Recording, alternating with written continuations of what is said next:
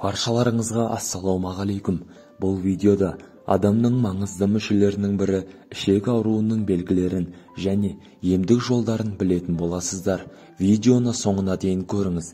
Ішек жайлы сіз естіп білмеген ақпарат болады деп сенемін. Достар, арнаға тіркеліп лайк басуды ұмытпаңыздар. Сіздердің болмашы әрекеттеріңіз біз үшін үлкен қуаныш және шабыт сыйлайды. Адам организмі бір-бірімен тығыз байланысты. Кейбір сырқаттар басқа ағзаға кері әсерін беріп жатады. Мәселен, ішекте адам тәніндегі барлық мүшелермен әрекеттесетін триллион бактерия өмір сүреді. Соңғы жылдары ғалымдар ішектердің адамның көңіл күйіне қалай әсер ететінін анықтаған секілді. Бір қызығы, ас қорыту жүйесі теріден бастап бүйрекке дейін көптеген ағзалармен тығыз байланысты. Мәселенің бәрі бактерияда болар. Кей факторлар, генетикалық бейімділік адамға еш қатысы жоқ дегеннің өзінде де тамақтану мен өмір салты өз қолымызда.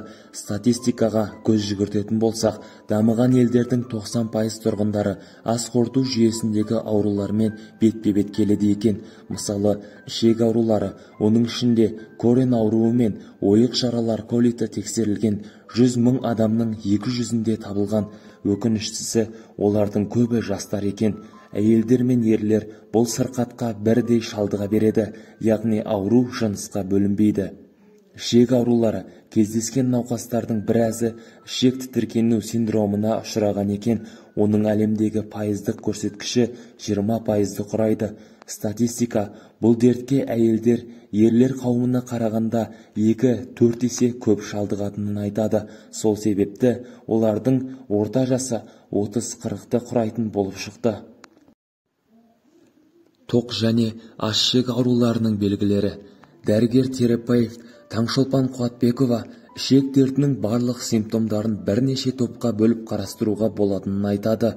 Олардың ішіндегі ең маңыздысы ауырсыну синдромы мен нәжістің бұзылуы, яғни диарея, іштің қатуы секілді. Сонымен қатар, патология белгілерінің ішінде метеоризм, тәбеттің бұзылуы, нәжістегі патологиялық қосындының болуы, қан, шырыш, салмақтың азаюы мен алмасу процесінің бұзылысын қосуға болады. Бұл симптомдар ішектің барлық бөлігіне әсер етіп, түрлі белгілер арқылы көрінуі мүмкін. Іштің ауруы. Ішек патологиясындағы ауырсыну синдромына түрлі нәрселер әсер етеді. Олардың қатарына ішек түскен тамақ пен дефекацияны қосуға болады. Ал аш-ішектің дертін кіндіктің айналасы ауырғанынан байқаймыз. Ол кезде науқастардың кіндігінің айналасы шаншып белгі береді. Ал тоқ ішек сырқатының ауруы сезімі бүйірге қарай өтеді. Олар дефекациядан кейін немесе іштегі желді шығарған соң басылуы мүмкін. Диарея. Бұл іштің өтуі белгісімен көрінеді, яғни тәулігіне 3 реттен артық сұйықтық нәжіс ретінде пайда болатын синдром. Көп жағдайда іштің ауруы, дене қызуы, құсу секілді белгілермен қоса жүреді. Диареяның өткір және созылмалы түрі бар.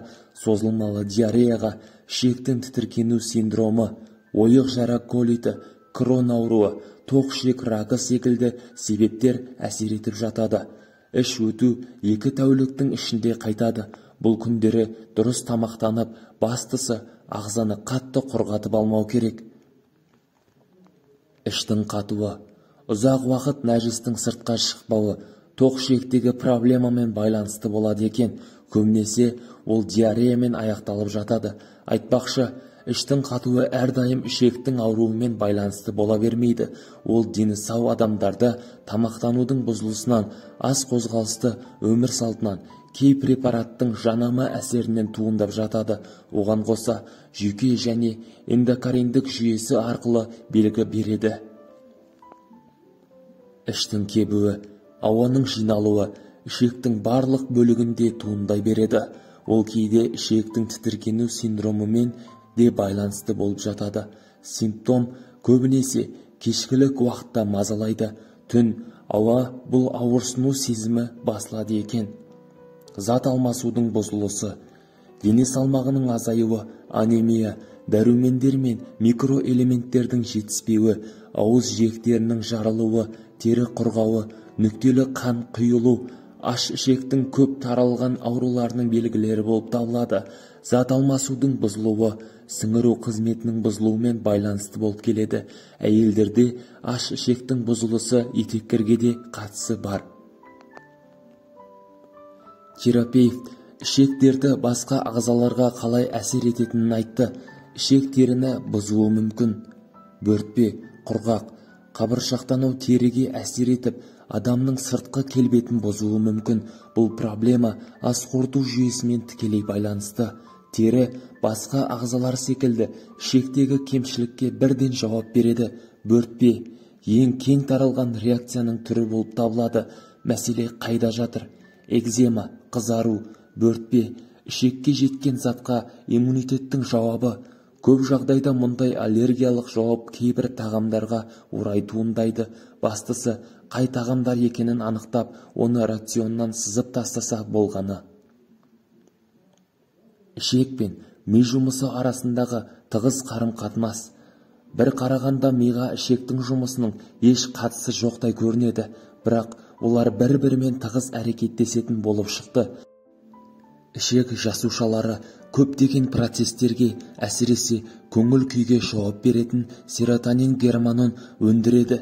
Ішек микрофлорасы иммунды жүйенің ақуызы болып саналатын, өз кезегінде миға әсер ететін цитокининнің өндірісіне қатысады. Ішектің иммунитетке ықпалы зор. Күнделікті тамақ арқылы бізге жат ақуыз бен патогендердің көптеген саны түсіп жатыр. Олар түрлі аурулар тудыруы мүмкін. Сондықтан ішек тезірек ол заттарды бейтараптандырып, ағзаға зиянын тигізбеуді ойлайды.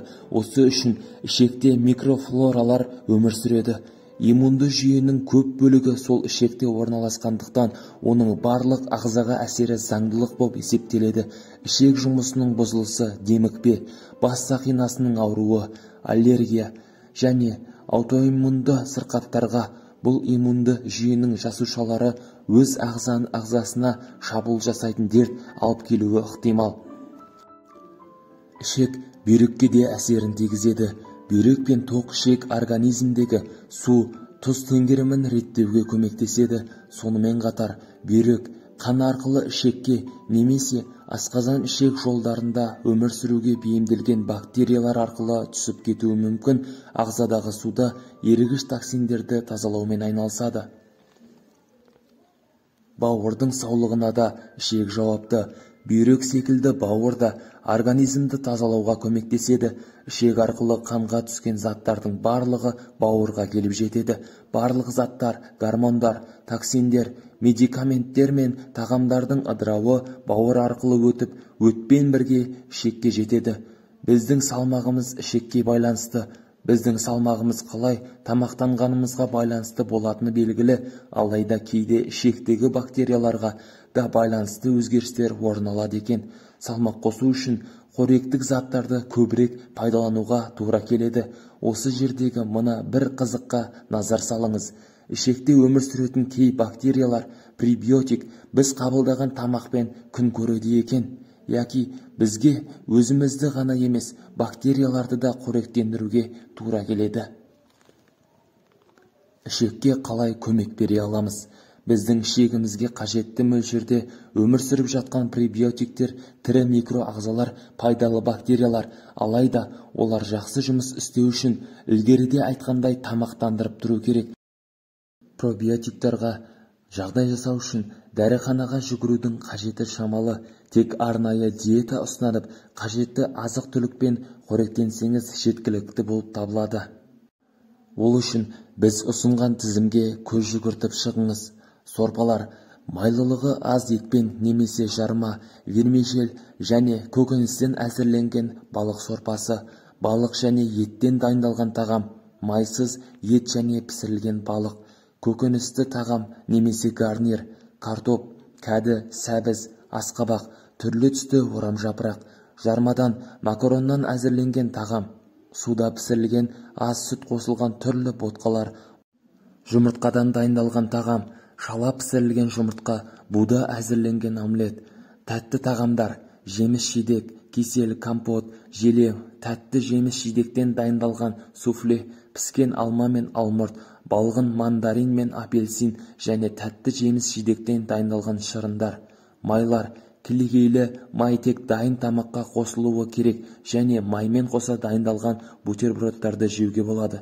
Достар, егер видео пайдалы болған болса, достарыңыз бен жақындарыңызға жіберулеріңізді сұраймыз және де арнаға лайк басып, қазақша арнаға қолдау білдіріңіздер.